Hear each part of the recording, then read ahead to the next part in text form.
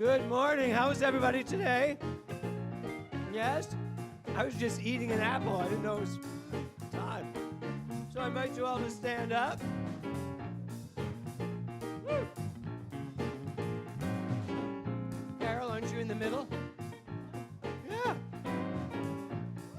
I need words, though. I think I need. We do need the words. I need some Okay, words. Swan, okay. give us those first lyrics. There we are. Thank you, Swan. Come with me out by the ocean. Come with me out by the sea. Walk with me down by the water. Let me bathe you in the deep. We will build a boat together, turn our faces towards the sun, set our sails into the wind and set out where we two are one. Come with me. Ooh, believe and breathe me. Come with me up to the mountain. Oh, come with me up to the sky. Up where we can see forever. Suspended between space and time. Ready for whatever happens. Nothing like we've ever dreamed. Everything and more awaits us in this land of evergreen. Oh, come with me. Ooh, believe and breathe in. Okay, here we go.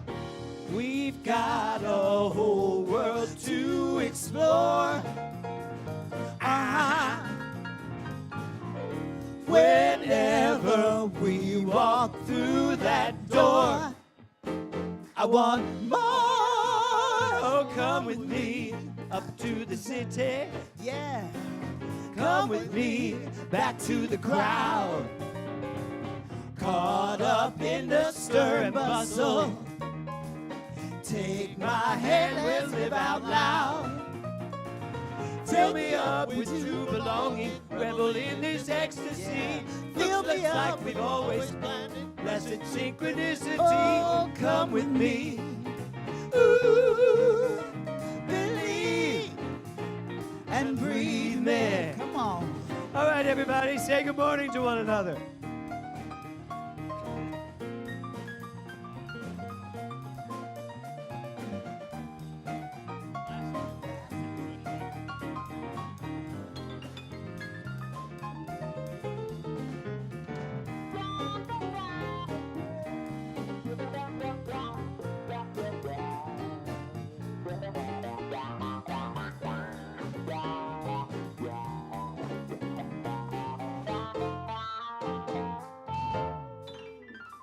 Oh, come with me back to the city.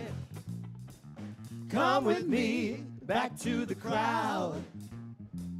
Caught up in the stir and bustle. Take my hand, let's live out loud. Fill me up with true belongings. Revel in this ecstasy. Looks just like we've always made it. Blessed synchronicity. Oh, come with me. Ooh, believe and breathe me. Come with me. Ooh, believe and breathe me. One more. Come with me. Ooh, believe. Woo. Yeah. Woo.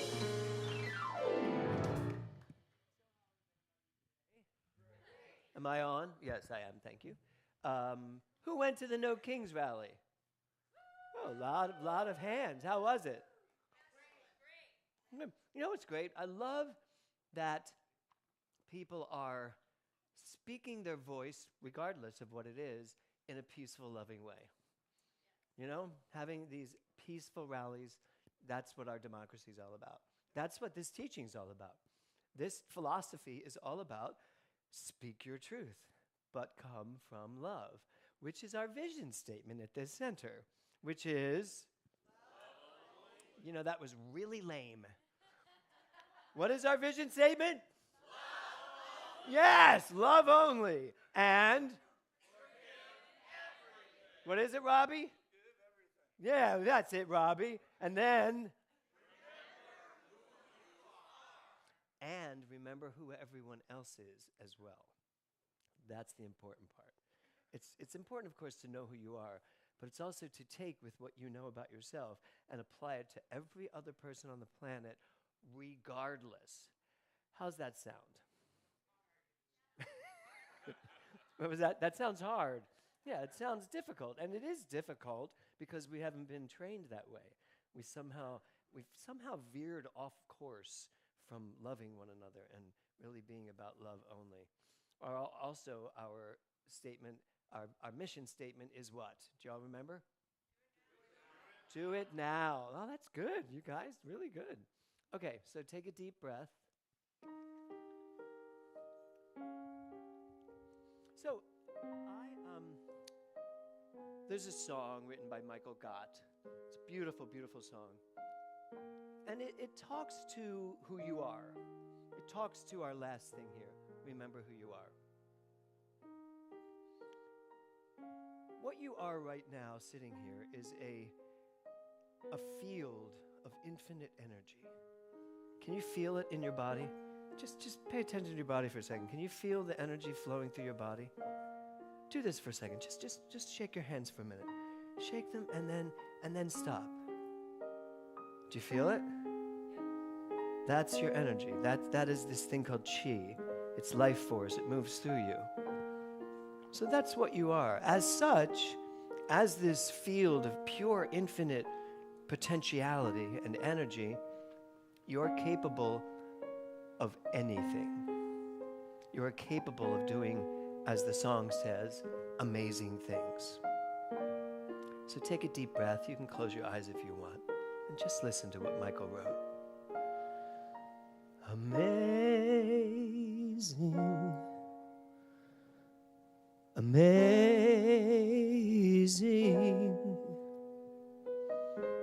You can do amazing things. Amazing. Amazing.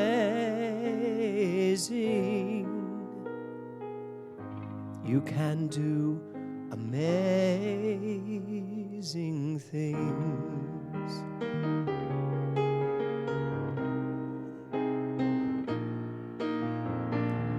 You can do amazing things with a choice each new day brings, and with every step you take, bless the progress that you make.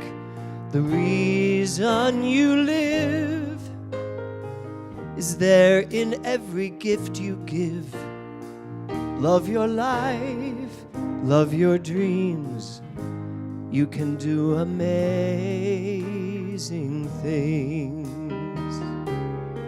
So just take a deep breath and breathe into this. Amazing, amazing. You will do amazing things. Amazing, amazing. You will do amazing things.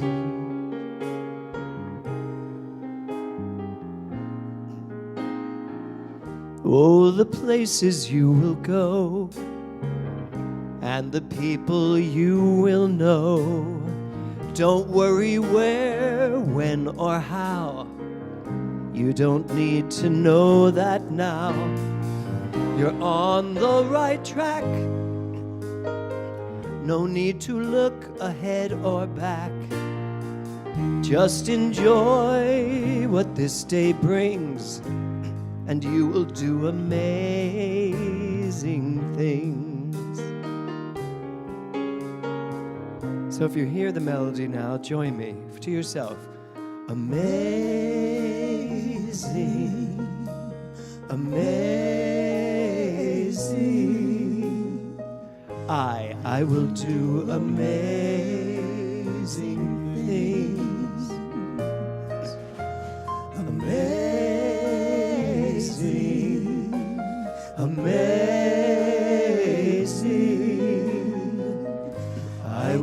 do amazing things. Take a deep breath in and let it go. Amazing, amazing. You will do amazing things. Amazing, amazing.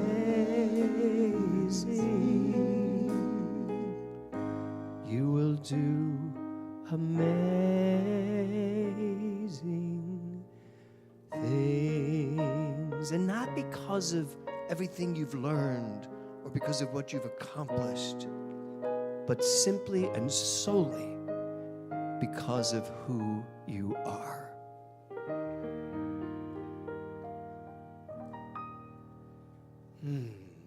Thank you, guys.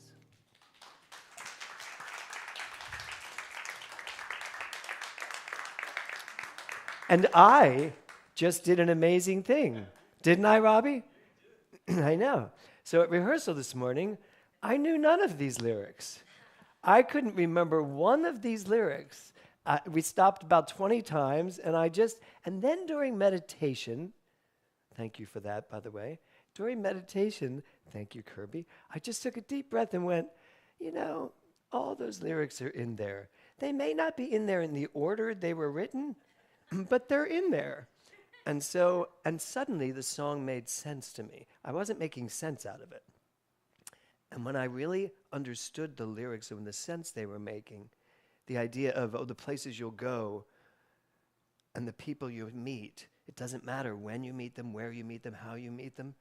None of that matters. It doesn't matter. Don't look ahead, don't look back. Just pay attention to what this moment is bringing you, and then you'll do amazing things. And basically, what's humorous is that's what the whole lesson's about today. So, I know, were you amazed? Weren't you shocked? Yeah, because we were like, I'll just make up lyrics. I don't know what they are, but I'm sure I'll rhyme them. Yeah. Anyway, so we have a great day ahead of us. Mr. Kevin Bailey is singing for us today. Yes, very excited. And you know what he did last night? Last night, he was the speaker in Palm Springs. I had to come into Los Angeles for a funeral, and I just said to him, I said, do you want to give the talk on Saturday? And he went, yeah, right. I said, no, really. And, I got emails from people saying you don't need to come back. Yeah. Our friend Chuck said, I've decided I'm only coming to church when Kevin speaks. Yeah. So apparently he was amazing. We don't have any proof of it because we don't record those sessions, but he told me he was great. So actually, no, he was very self-effacing. He was like, I think it went okay. And then everybody else was like, oh my God, his whole talk. And then he talked to me about what he said, and I was like, that is amazing. So, yes. So, let's bring up our inspiration today, Caressa McElhaney.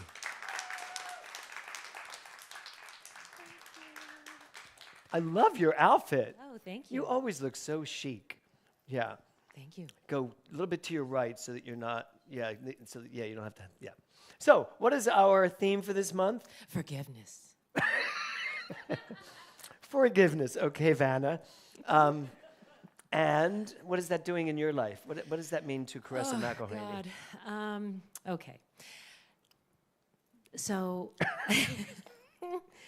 I've been thinking about this quite a bit because of certain situations that are going on. And it's interesting because I loved Kirby's quote this morning in meditation, because I was feeling like when you are needing to forgive someone or feel like someone needs to forgive you, your mood or the emotions that you experience can be, anger, resentment, confusion, sorrow, so many different things.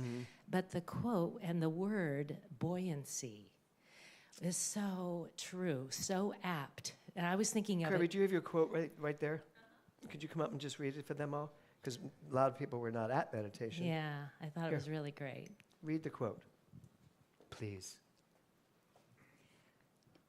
practicing forgiveness, and allowing the grace it provides to wash us clean of toxicity and judgment allows us the opportunity to enjoy the buoyancy of life no matter what comes.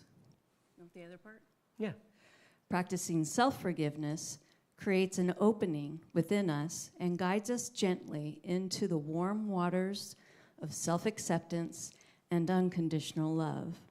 It is a powerful path to healing and personal freedom. Thank you. That was great. Thank you. Yeah, it was great for me, too. That was great for me this morning. Yeah, and another word for buoyancy in my mind is joy, because you're so weighed down by things when they aren't going the way you want them to go, Yep. or you're having some weight on your shoulders that you have to try to figure out how to get rid of. The joy is missing. You know? So let me ask you a question. I'm going to get rid of this. I don't need this. Let me ask you a question. What weights have been on your shoulders during your lifetime? Like what weight? When can you remember something really heavy on you? The biggest time I can remember that is when I thought I did something to someone else that caused them to lose their job. And they were so angry with me. I was asked to fill in, and then they wanted me. And then they wanted me to continue the job. And I was like, no, I'll tell her. She's my friend. I should do it. And like, big mistake, you know? So anyway, I, for like 3 days, felt like a piece of dirt.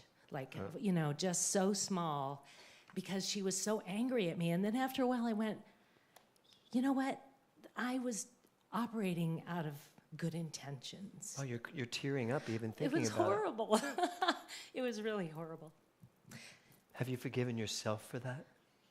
Yeah, I did then. You know, after like the 3 days of feeling so small, I was like, this is not right, you know? And I did. I had to come have a little talk with myself about that. Yeah, we do, right? Yeah. Did she forgive you? I think eventually. Are you friends still?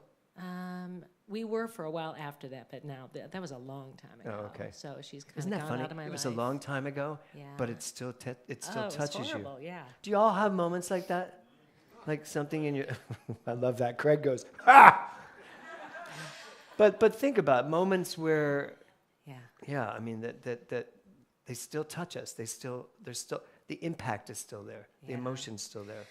You know, I wanted to bring up something. I read, or I saw like a little clip somewhere. I don't know if it was YouTube or whatever, but this fellow was being interviewed.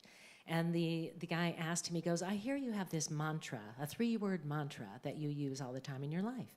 It's yes, thank you.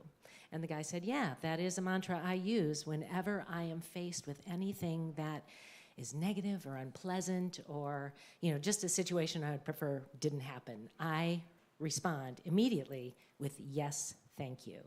And he said that has had a bigger impact on my life than almost anything else. Wow. Because it sort of short circuits all those feelings and thoughts that you would normally spring into action with, you know, blaming somebody or feeling sorry for yourself or whatever it is that leads you down that path of victimhood, right? And instead switches it to being grateful, you know? I mean, of course, that takes practice to immediately have that reaction when something bad happens. But I just thought that was so simple and yet so profound, you know? You know, the first time I met Caressa, I went to see a play that she directed, the Irish, what was it? Dancing at Lunasa. Dancing at Lunasa. Yeah. Is it Lunasa or Lunasa? I always said Lunasa, but it could be Lunasa. Well, you directed it, so I don't know. Dancing at Lunasa. It was such a beautiful evening of theater, and that was before alopecia, right? No. See, I didn't know that. Yeah, no, I was wearing a wig. But I didn't know that. Yeah. But because you had that head of rich red hair. Yeah. In fact, your email was head of red. Yeah, because I used to always have a lot of red hair. Yeah. And then, so when that happened, what was that like? What was that feeling? I mean... Oh, it was very bewildering, you know? It was Sure. like, what? You know, and then I tell people this when I lost my hair. That was bad enough at first because your hair is so associated with your femininity, you know, for me. What were you going to say? I was going to say it's very much associated with who I think I am. Well, it is. Yeah. It is. But for me, because I had like this really pretty amazing red hair. I know you had this like... And I thought, I just always felt that was my best attribute, you Yeah. know? But then when I lost my eyebrows and eyelashes, that's when I was really horrified because I was like, you know, you sort of lose the definition of your face, what you're used to, right? So, but yeah, it took a while getting But used to it. then you find out you're none of that. Right, Yeah. right. So yeah, that took a while to be brave enough to not wear a wig. I remember I was sitting in the theater one night. She did a show for us called Elizabeth Rex, where she played Queen Elizabeth, and she got all these accolades and Best Actress, and it was amazing. You were amazing. But I was in the audience one night, and someone came up to me because at the end of the show, didn't you take the you take the wig off, and the person came up to me and said, "That is the most dedicated actress I've ever seen." That's right. She shaved her whole head to play this role. I am so dedicated. And I let them believe it. I was like, she is. Yes, she is, yes. Oh God, yeah, that was great. Yeah, thank you for talking about that. Because it's something, that's something you have to give up and you have to forgive what happened. Yeah, because I'm like, did I cause it? You know, you always ask yourself these questions, right? Like, what did I do? What happened? You know. I remember when they told me about chemo that they told me I should shave my head because I'd be losing my hair. Are you crazy? I know, right? I said, and I was like, that's not going to happen. And I remember you and I had a conversation about that, and I remember feeling horrified afterwards that I had said that to you, like, there's just no way. I can't lose my hair. It's like, it's my identity. It's like, yeah. And I apologize for that That's okay. moment in life. I totally understand. Yeah. Of course, I did lose a little bit in the back, and it all came in boy. black. And then I said, had I known it was going to come back black, I'd have gone bald. To have it all come back as my youthful self, yes. Right. Okay, shall we do our affirmation? Yes, definitely. All right. Can you all see it? Yeah, okay. All right, I'm going to read it once, and then let's all stand. Before you do that, Oh, let me yes. ask a question. So we've been reading this for a month. Have you? Read this. Have you done this? Have you released some of it? Or are you still It's in still that a process. page? Keeps coming up. More stuff to let go of. Doug, have you Yeah. let go of everything that no longer serves you? That was the question. No. And I probably haven't either. But the question remains, why not? You know, why not? Yeah, why do we hold on to that? Yeah. What is it that holds the last vestiges? I remember Donna Michael once said, we were talking about something that was still annoying, and she said, it's okay. It's the last dying breath No. of that false belief. Oh, that's good. And I think there are a lot of dying breaths Yeah. that need to die. Yeah. Need Habit. to just be done. Have at Habit it. for part of So, it. so as you say this, don't just put the mouth to the words. Think of Put it. the heart to the idea. And how you want them to do it? Standing? Yeah. Let's all stand up. And as we release what no longer serves us and embrace the fullness of our lives, let's think of something specific we need to do that to. Yeah. Let's start letting them go. So, Okay, here we go. all together. I release what no longer serves me and and embrace the fullness of my life. One more time. I release what no longer serves me and embrace the fullness of my life. Let's give it up for Caressa McElhaney. I love you. You're so good. Okay, so I knew I wanted to have this song sung before I gave the talk I'm about to give. And so I asked Kevin to sing it. And he kept saying no. I was like, could you sing this song? He went, no, I'll find a better song. And I was like, no, I actually want this song to be sung. And he's like, no, I've never sung it. I don't want to sing this. So here he is singing the song that I asked him to sing, Mr. Kevin Bailey. All right. Here we go. A little Frank.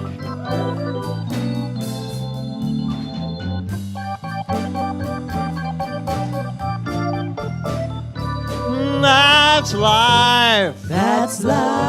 That's what all the people say. You're riding high in April, shot down in May.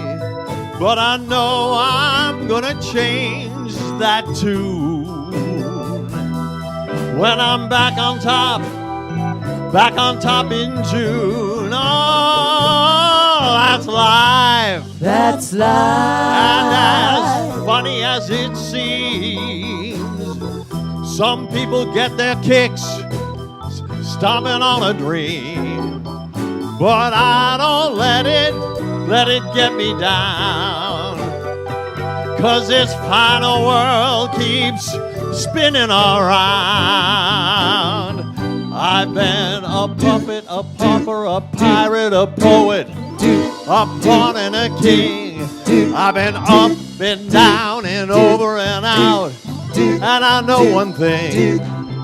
Each time I find myself laying flat on my face, I pick myself up and get back in the race. That's life. That's life. I can't deny it. I thought of quitting, baby, but my heart won't buy it. And if I didn't think it was worth one simple try, I'd jump right on that big bird and then I'd fly. I've been a puppet, a pauper, a pirate, a poet, a pawn and a king. I've been up and down and over and out, and I know one thing. Each time I find myself laying flat on my face, I pick myself up and get back in the race. That's life. That's life. I can't deny it. Many times I thought of quitting, but my heart won't buy it. And if there's nothing shaking come this here July, damn, I'm gonna roll myself up in a big ball and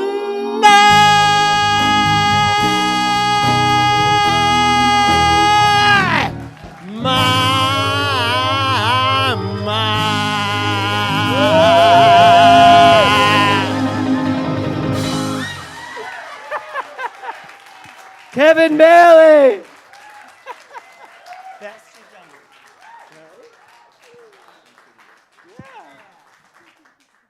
Oh.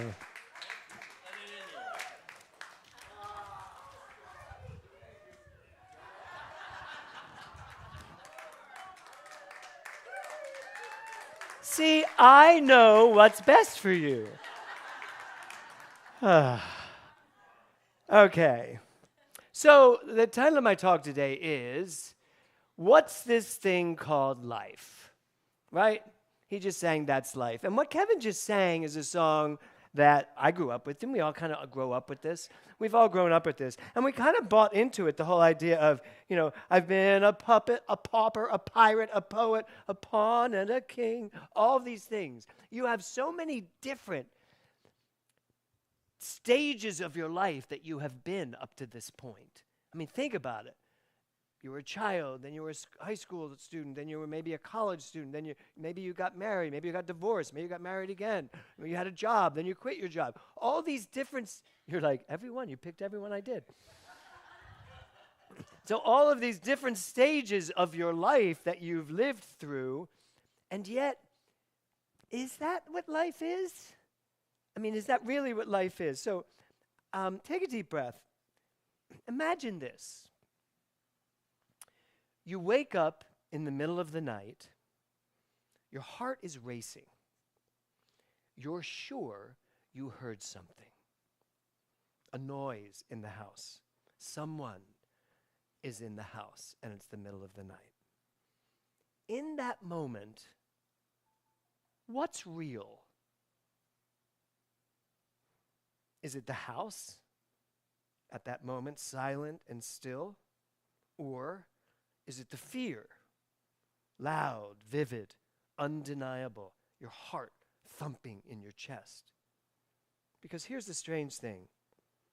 Your body doesn't care whether the threat is real or imagined.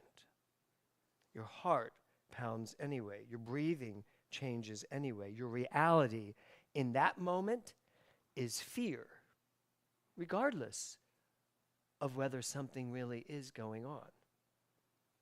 Now fast forward to the morning. You walk outside, you look up at the sky, you see the sun has risen. It feels peaceful, perfect, certain, solid. But that same sun you're looking at is a massive nuclear reaction happening 93 million miles away. Is that real? Or are you real, standing there looking at it? So which is reality? The calm beauty you feel, or the violent physics that make it possible, or the night you had before, which is still in your memory? Is life what you make of it, or is there an objective life that exists without you? So the title of my talk today is, what's this thing called life? Is it the world as it actually is we live in, or is it the world we experience that we actually live in?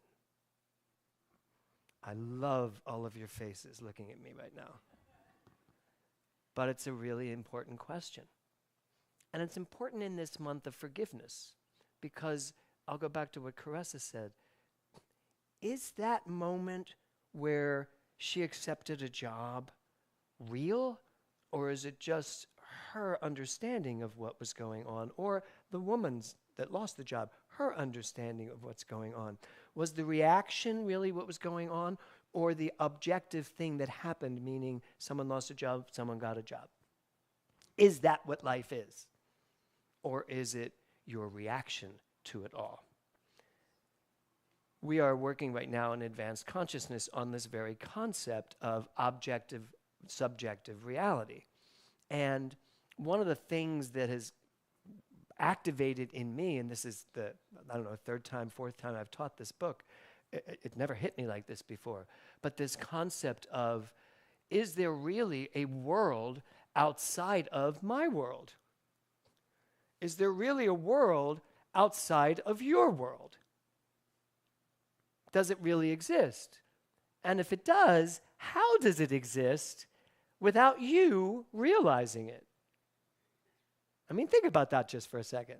So Ernest Holmes taught that there was one mind, one infinite divine mind, one infinite reality, right? But he also taught about the individuation of each individual mind within the one mind. So the question becomes, what are you living? Are you living from a perspective of out there, or are you living from a perspective of in here? And I'm going to tell you, there is an answer to that question. You are living from a perspective of in here, even if your perspective of in here is that you're living in a world out there. Have I confused you yet? You all get it? Good. Give me my first slide, Swan.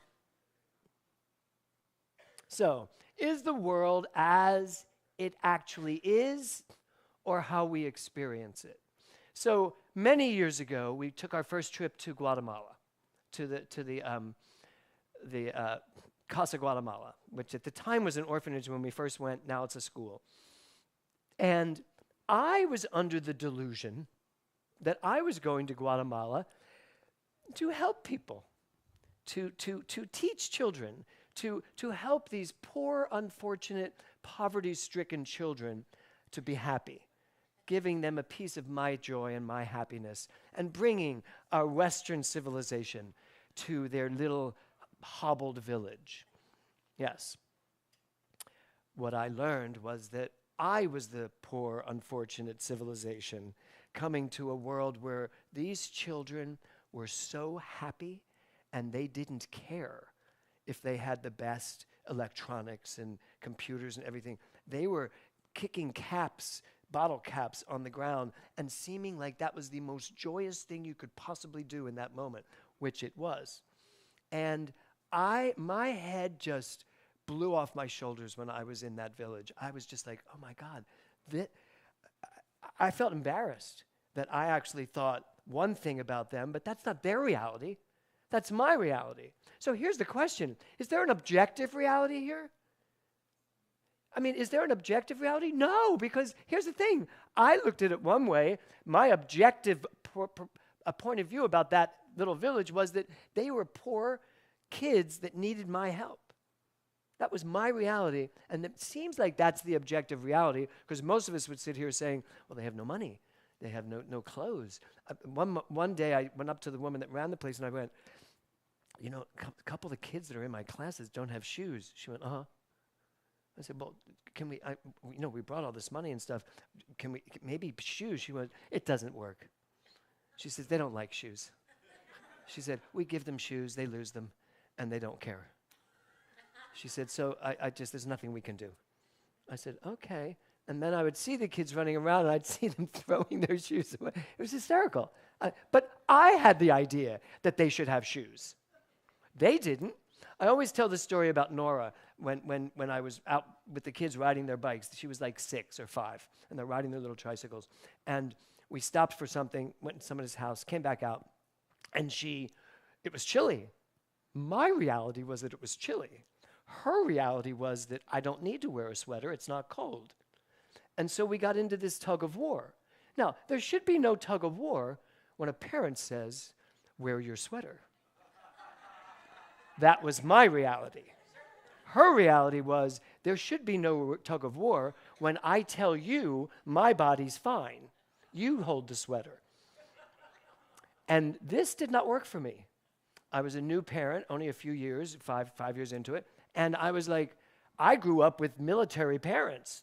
We said, yes, sir, no, sir. May I leave the table, sir? You know, it was like, or ma'am. It was like, that's how I grew up, in a very military-esque. My dad was a cop. All of his uncles, all my uncles were cops or firemen. We weren't the rich Mellons that moved to Pittsburgh. We were the cops and the firemen in Philly. Yeah. But I grew up in that. So, and then Nora, she would not put on the sweater.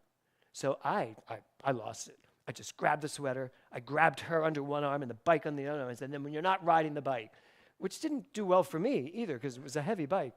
And I just had to walk it all the way home while Will is riding his bike behind us laughing the whole way. We get home, and at the time, I had a therapist who was helping me with parenthood.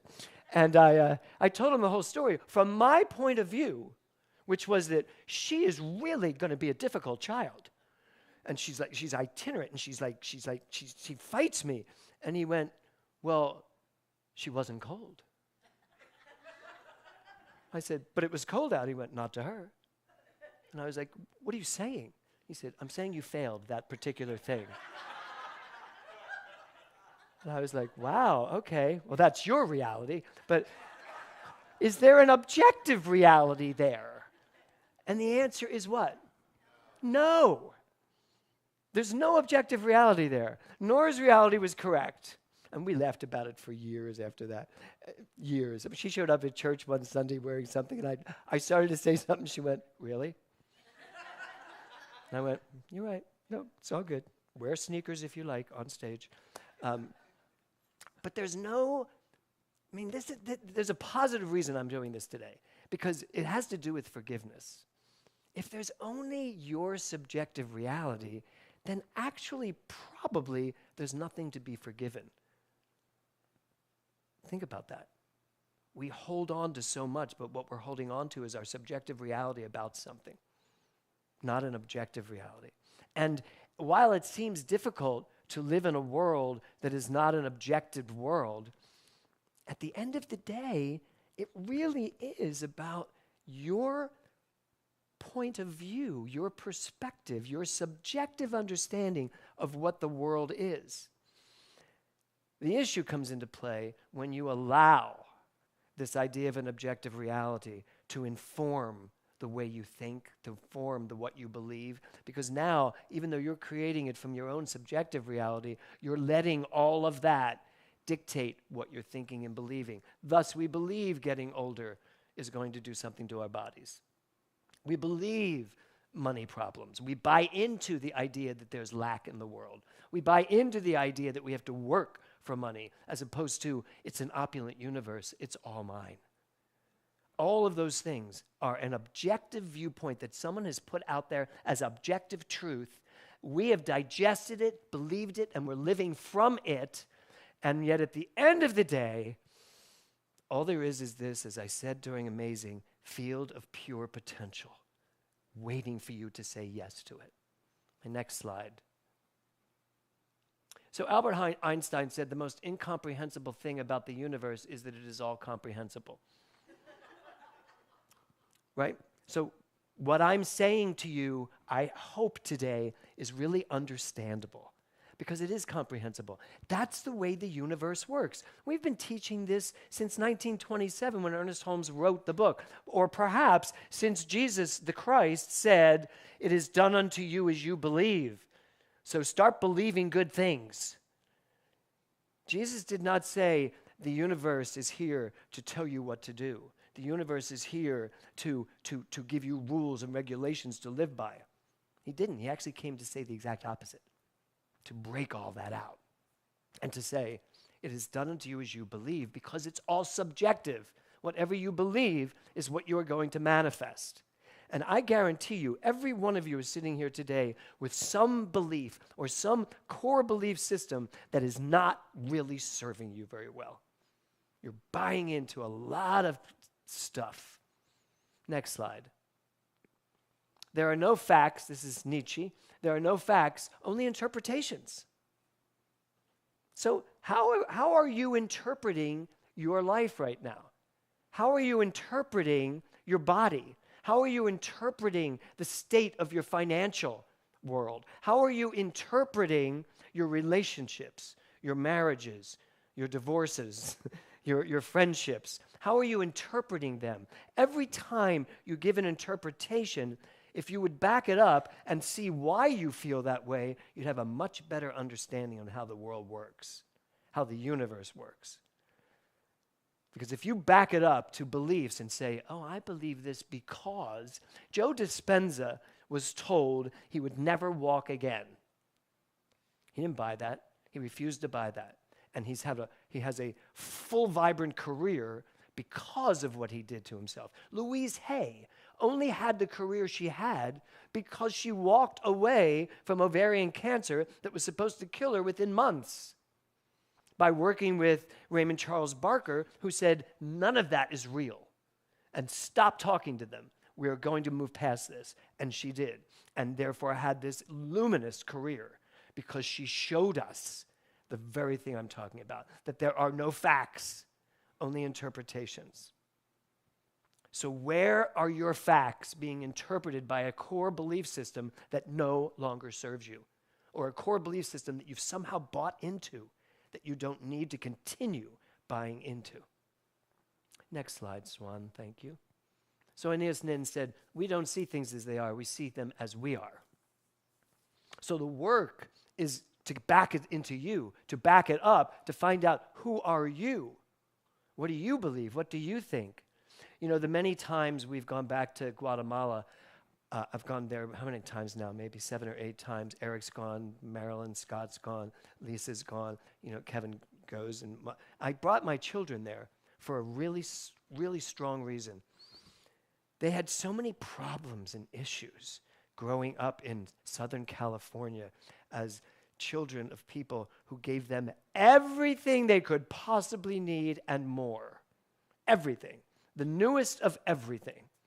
And I wanted them to go to Guatemala to see what it's like to live with none of it.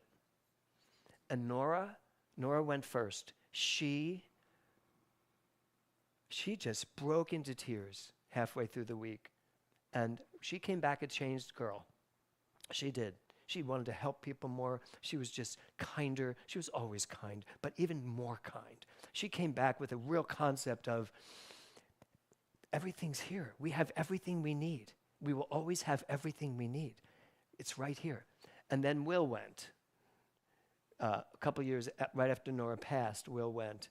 And we watched him that year just play with the kids in such a beautiful way. And he got it too. He really got it. He understood this idea that we don't see things as they are. We see them as we are. So our job is to pay attention to what we're seeing and what we're perceiving about it. Every time you feel yourself judging something, don't you get a little something in you when you start to judge? I do. I feel it. It's not about what you're judging. It's about you. Why are you judging? Why are you feeling the way you feel? That is not an objective reality in front of you. That is your reality that you're putting out there, period. It's not real, folks. None of this is real. None of it is real, because none of it can be objectified into one thing that we all agree on. It's all going to come from you. Next slide. What we observe, this is Heisenberg. Heisenberg is the founder, I guess you could say founder. He's one of the creators of quantum physics. And he said, what we observe is not nature itself, but nature exposed to our method of questioning. I mean, think about that. We all see the same things. So we had a party in Palm Springs called the Red Party. And I went and bought a really sexy red shirt to wear to the Red Party. And it was like a kind of a little see-through, tight, shirt, armless shirt. And I showed up at the Red Party, and while I thought I looked amazing, I will say that most people looked at me and thought I went nuts because I wasn't wearing red. I was wearing fuchsia. First of all, it was mostly gay people, so I thought fuchsia would have worked. But I'm like, they're like, why'd you wear fuchsia? I was like, this isn't fuchsia, it's red. They said, no, it's fuchsia. I was like, well, what is fuchsia? It's red. It's a form of red. They went, fuchsia is a form of purple. I was like, it's not the purple party, it's the red party. And I'm thinking to myself, I thought a lot of things to myself, but the first thing I thought to myself was, that's your opinion. That is your reality of red. My reality of red is apparently fuchsia, and I like fuchsia. And it wasn't until Marcy Welling came up to me and she said, I love that you wore something to stand out. Now, the truth is, at the store, didn't it look red? You let me buy it. So I thought it was red, but it really, really, really points to what I'm saying here today. It's all perspective. Even though the entire room was wearing red, I don't think anybody else had fuchsia.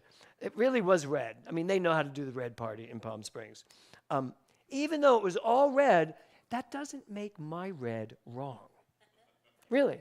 But if I bought into the prevalent idea that red is only this, then I would never have been wearing fuchsia, which I thought was the highlight of the party, personally. But nature exposed to our method of questioning. Every single person here looks at a tree, and frankly, even though you think there is an objective thing called the tree in front of you, there's not. There's just your experience of the tree. Now, it gets into these questions, and people ask this, right, Doug, all the time. Well, if I'm not there to see it, is it not there then? And I always have to say, did anyone say that? Did we even say that in this presentation? That if you're not there, the tree's not there? That's not the case. But the tree, when you see it, is only there the way you see it. Because energy is the only, for me, objective reality. energy itself. That tree is really nothing but a ball of energy moving and interacting. Everything in this room that's solid is just energy moving and interacting. And it only shapes and shifts based on what Craig Lincoln sees for Craig Lincoln's life. That's how that works. So I guess the real point today is, what are you willing to see?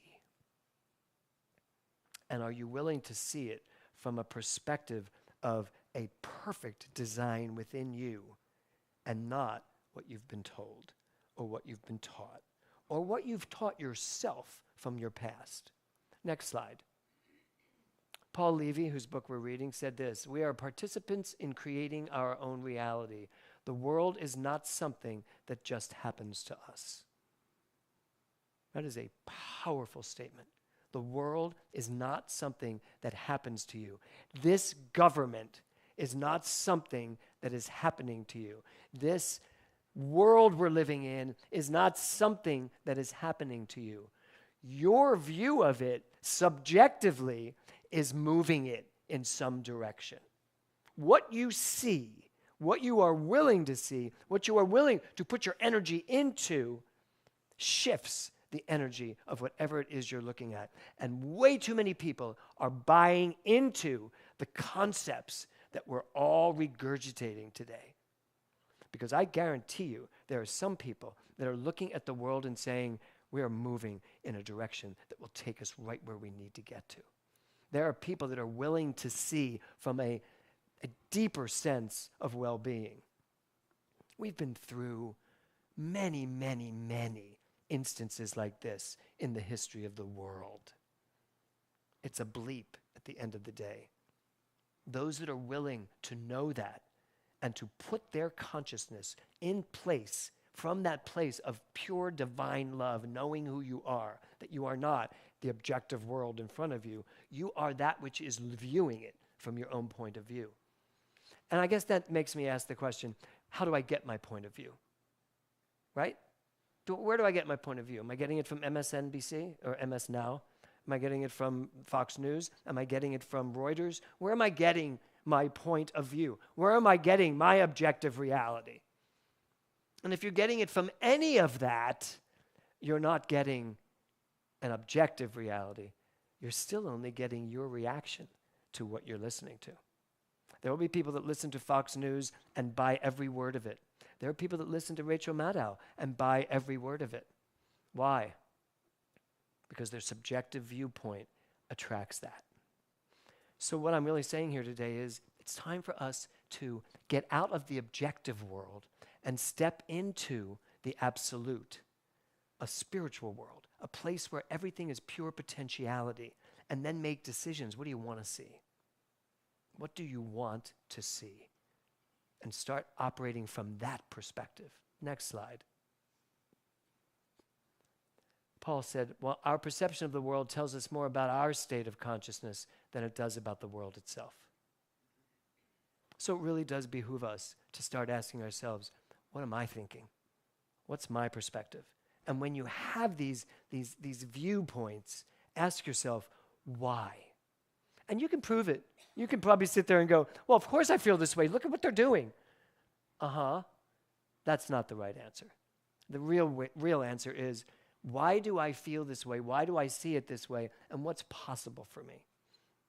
Next slide. So forgiveness. Is whatever that's going on for you real? Ooh.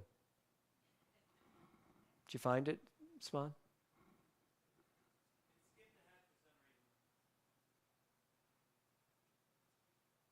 Keep going.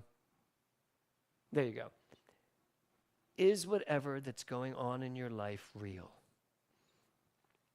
I knew coming in here today that this was going to be a very interesting talk for me, because these concepts are hard to grasp. These concepts can be very heady. But for me, they've dropped into my heart. This idea of what's real in the world. What is there such a thing as the objective reality of the world? Or is it really all me? I love it when it's all me.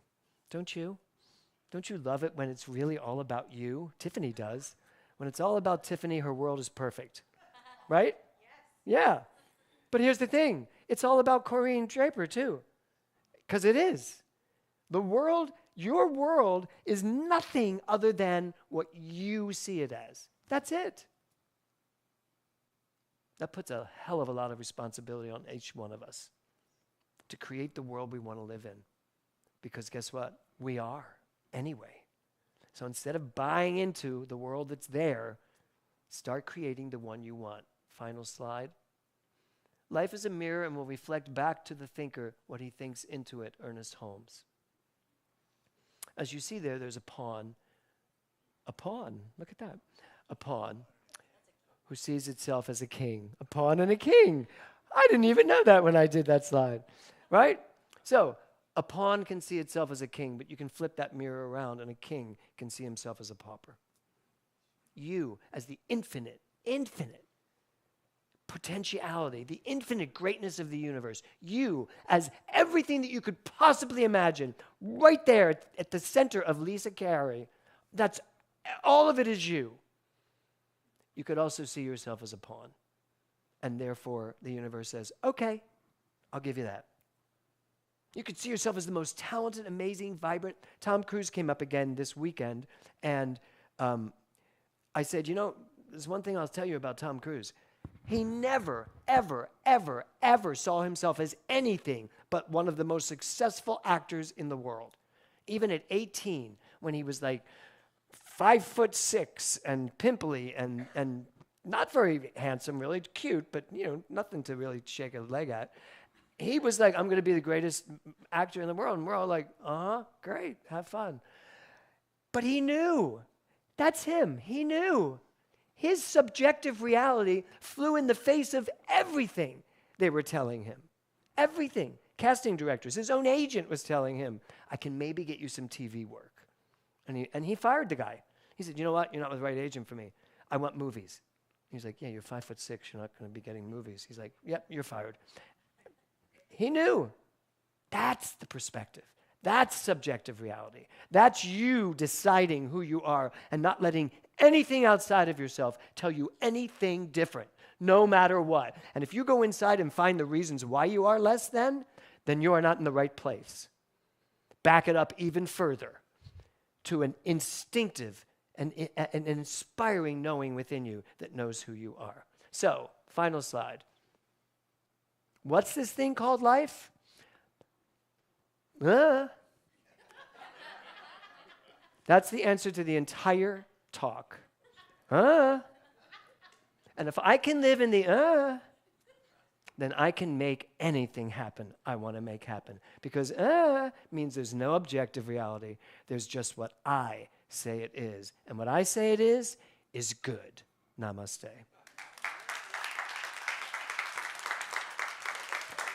Okay. Thank you. Did anybody lose me in that talk? Did I lose you? Did you get it? Was it clear enough? Simple enough? Great. Okay. Exactly.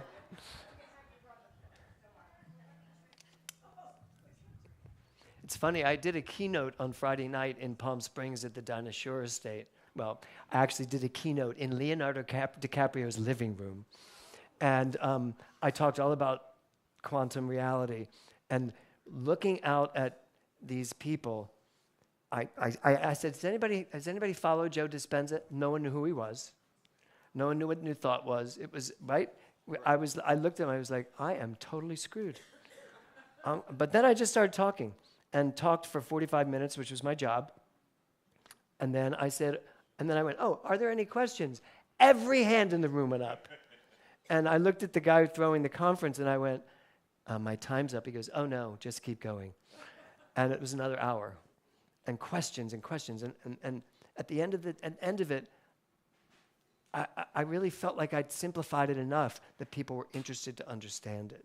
And that's really what I want me and I want all of our ministers to learn how to do, to simplify this enough, not to dumb it down, but to simplify it enough that we start being able to live from that perspective. So It was fun. I'm very excited. And they're all like, we got to come to your center in Palm Springs. So it'll be fun. Okay, giving. I invite you to take out your contribution, your stewardship, your investment, whatever you want to call it, and say thank you for it. So, Robbie?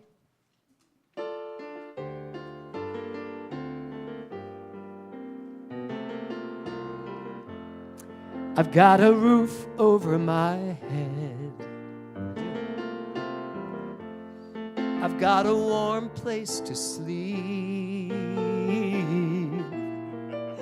Some nights I lie awake counting gifts instead of counting sheep. I've got a heart that can hold love. I've got a mind that can think.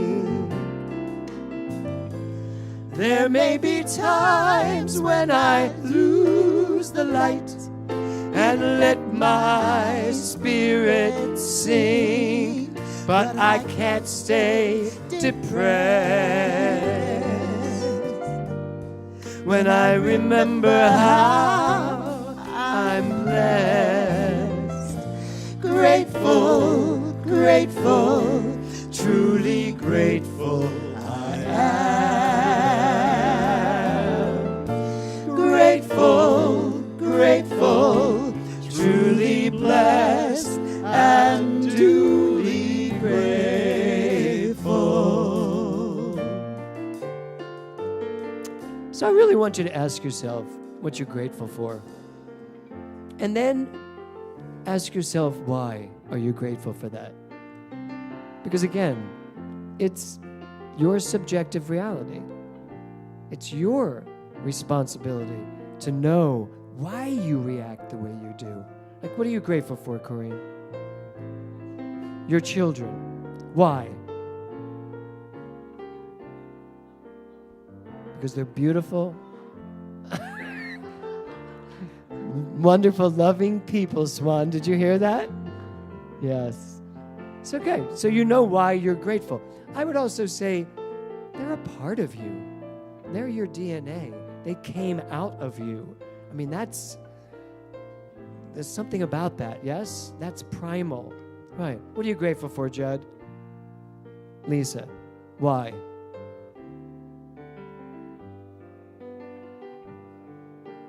Well, why do you love her?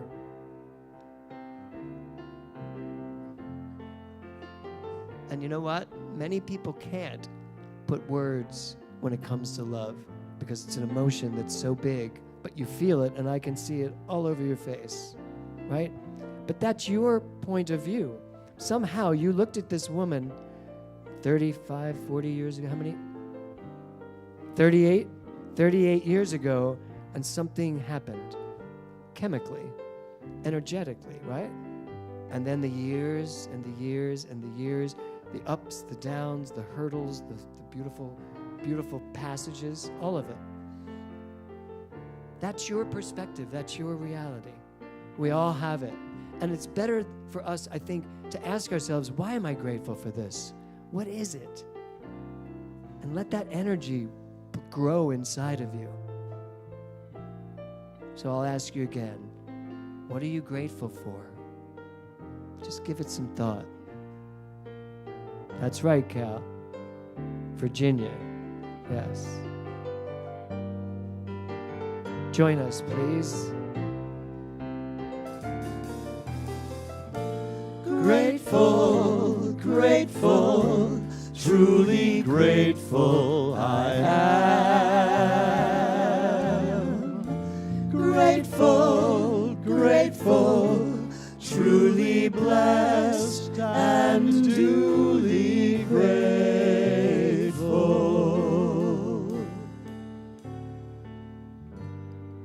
Truly blessed and duly grateful.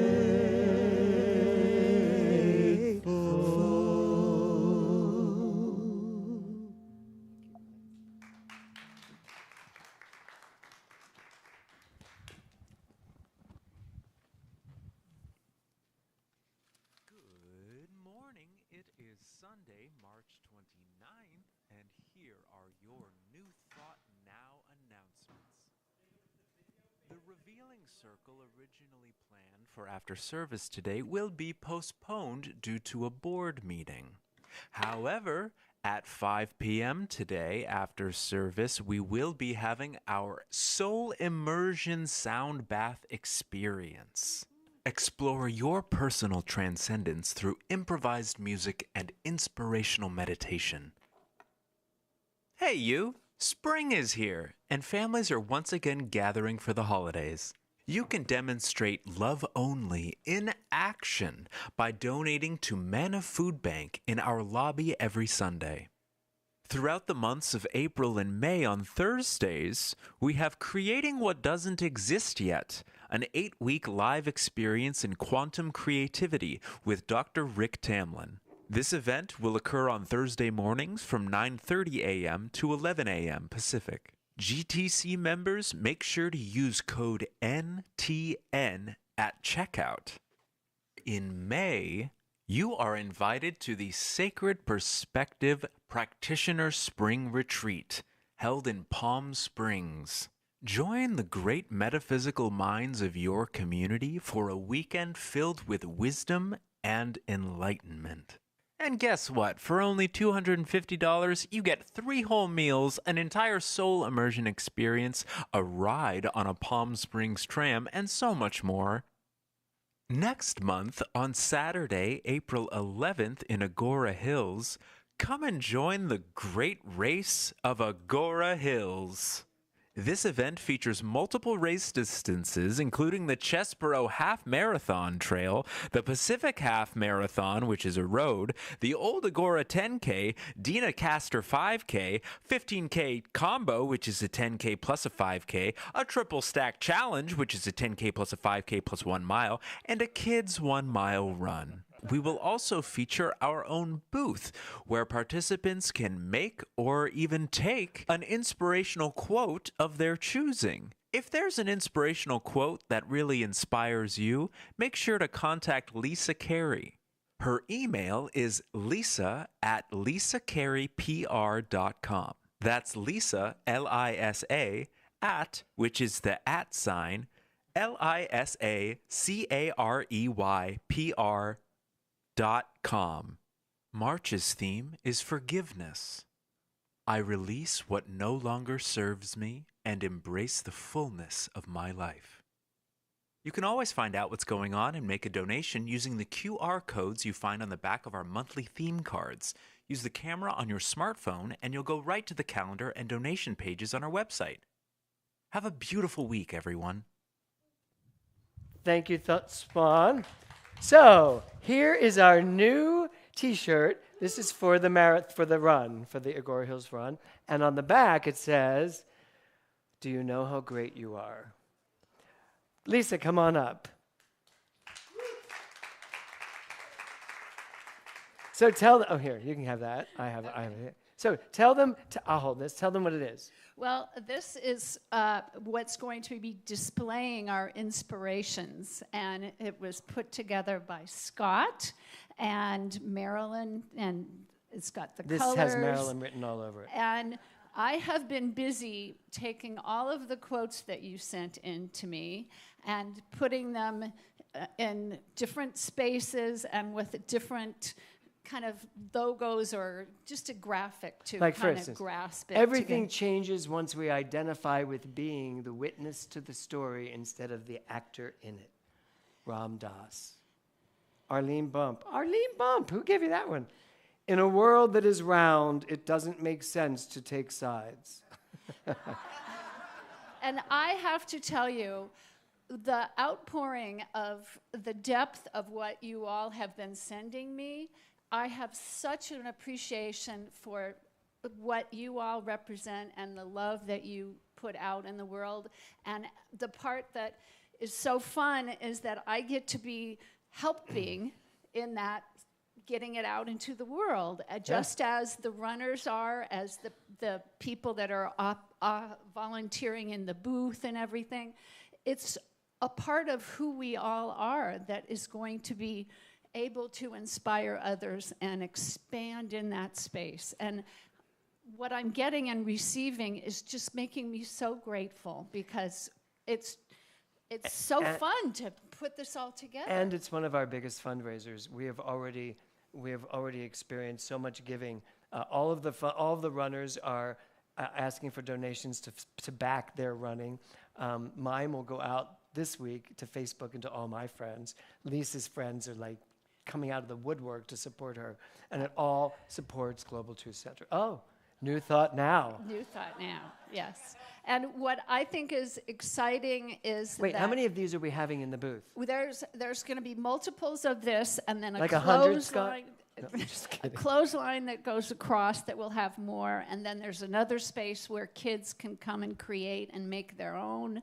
And the header on the booth will say Inspiration Station.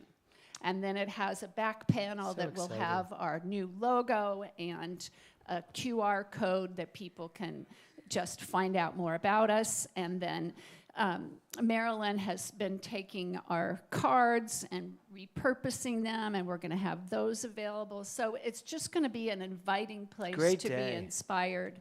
And look for more social media coming up, because we have a group of volunteers next week who will be out stuffing the bags that the runners will receive. And in those bags, we have magnets that are being produced. And that, Swan showed that list of things, and I think we have somebody in every one of them. Even I think Brad Kiefer is doing that last one that does everything. Isn't he doing all of it? He's doing Corinne, it. you're doing the 10K with me, right? Okay, you're doing the 5K. Hey, okay. just to be participating No, and that's to great. encourage to be I may out talk you there into and, the 10K. and putting it out there is If wonderful. I can do the So, 10K, you can do the 10K. Yeah. Yeah. And when you get these social media, forward them on to your friends and say, hey, look at what we're doing. And Come to our booth. we Come see invite what you we're to all be about. a part of it, you know? Yes. So, okay, thank you thank so you. much. Absolutely. Give it up for Lisa Carey. Okay, as far as the retreat is concerned, oh, is that mine? Yes. Okay.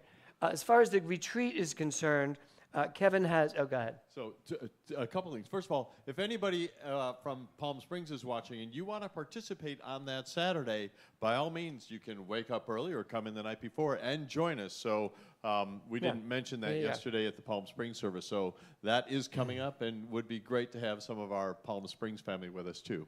All right, for the practitioner retreat, and the one thing that I just want to say, we keep calling it a practitioner retreat, but It is. everyone is invited, right? Yes. So that was, yes. if you want to speak It's for to that. practitioners, ministers, all of our leadership, and our membership. If you want to come spend 3 days in the desert, From wherever you are, if you're watching from our global presence, yes, come we have and people join flying us. in from all over the place Exactly. for this. So yes. So what I want to say, I locked down the hotel contract this week. There are many options. If anybody knows Palm Springs, there's scores of hotels out there, and I know some people have already booked their own. But I got one wonderful hotel contract with the Marriott Courtyard. Which is right by where we're doing the retreat. Very close by to the Mizell Center and nearby the tram. And again, there are a bunch of Marriott properties alone. But the Courtyard contract, the room rate I got was under $250 a day. So with taxes, VAT taxes, it'll be less than $300 a night. We have a room block. Here's the thing. Wait for me. Many of you have already responded that you would like to be included in the room block. Absolutely. I'll be sending out more information. I'll be out in the breezeway afterwards. If you want to just remind me, if you would like to be included in that room block, let me know. I've held 15 rooms for the moment. I can add to that Okay, if great. that's the case. So, but the rooms would be under $300 a night, okay? For the Friday night and Saturday night, come one night, come both nights, come for the whole weekend. No. You have to be, if you're doing the retreat, you need to be there Friday, Saturday, Sunday. There you go. Yeah. Can I ask for a round of applause for That's Life? Tiffany. Thank you. I'm so glad you told that story about Nora, so you can't judge me for wearing sweatpants on stage. I can. These are like couture sweatpants. No, they're very nice. I just wanted to thank everyone who contributed to the diaper drive. Woo! Yes, thank you. We had a goal of collecting 2,500 diapers and wipes for the month of March. And with Wait, all... ready? I'm going to Drum do roll, drum roll. please. Drum roll. Go ahead. Oh, I'm supposed to say. With everyone's help and contributions, we collected 4,461 diapers and wipes. Woo! So we almost doubled our intention, which is amazing. So I just want to say thank you. We will continue to do these drives. Right now, we really want to make a big push for manna. Easter's coming up, so bring food. We're going to be supporting the Great Race. So while the Great Race is happening and we want to make sure our resources are going there, let's continue to bring in food for manna. Yes. And allow people the gift of our consciousness through food. Yes, So. thank you. Good. Okay, kids, Genevieve.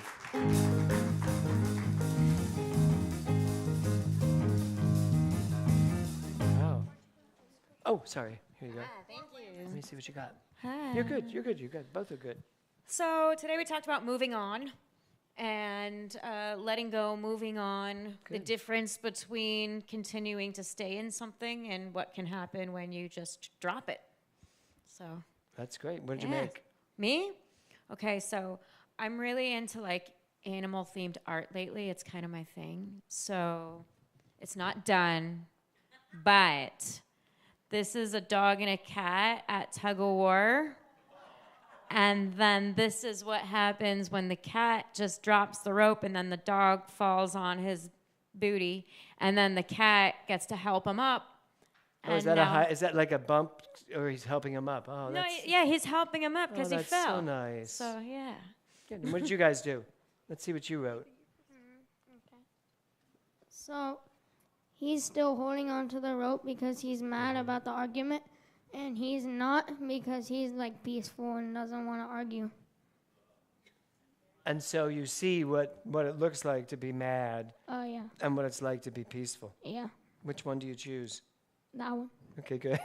Good answer. Yes. So mine was simple, but it took like an hour.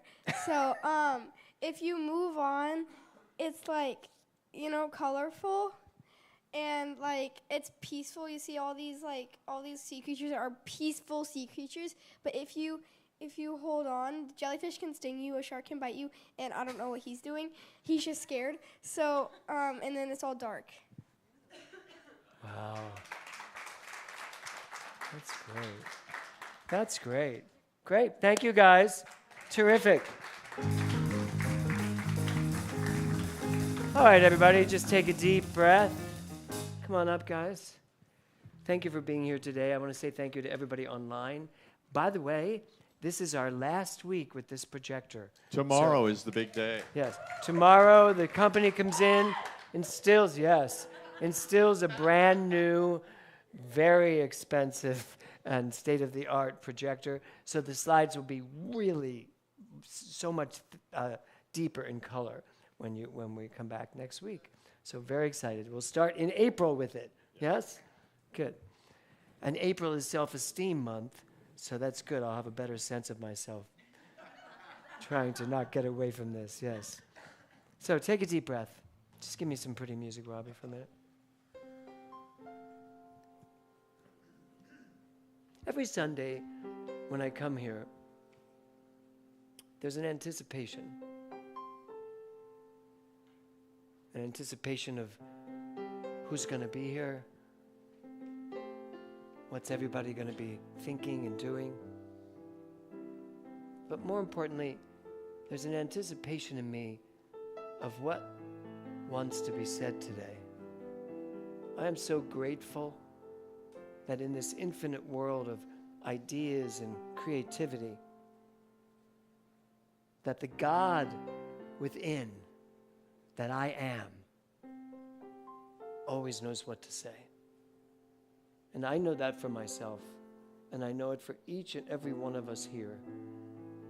Whatever you're thinking, whatever you're working on, whatever's going on in your life, the God in you that is you knows exactly what to say, how to behave, and what choices and decisions to make. Trust that. Know that. For the world is only what you make of it.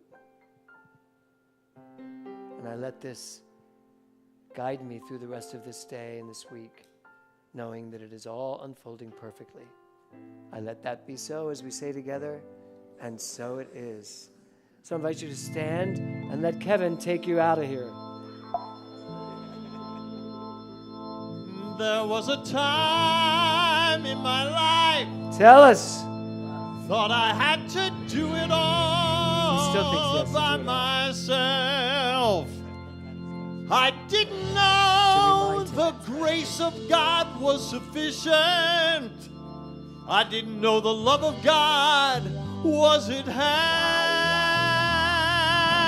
And now I can say it. If you are discouraged, struggling just to make it through another day, you have got to let it go. Let it go, everybody. Just shake it out. Let it go.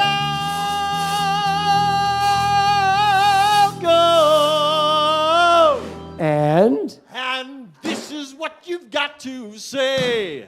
I release and I let go. I let the Spirit run my life, and my heart is open wide. Yes, I'm only here as God. No more struggle, no more strife. With my faith I see the light. I am free in the Spirit. Yes, I'm only here as God. I release and I let go.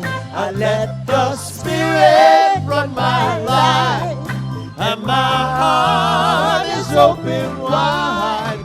Yes, I'm only here as God. No more struggle, no more strife. With my faith I see the light. I am free in the Spirit.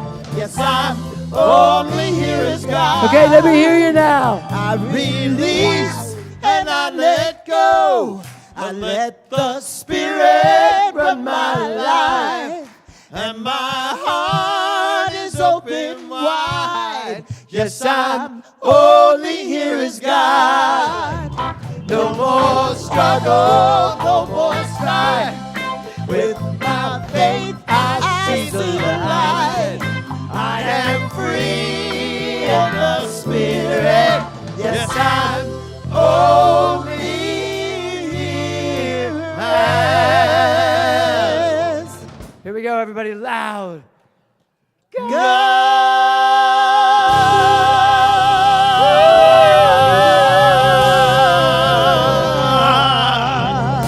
Have a great Sunday, everybody.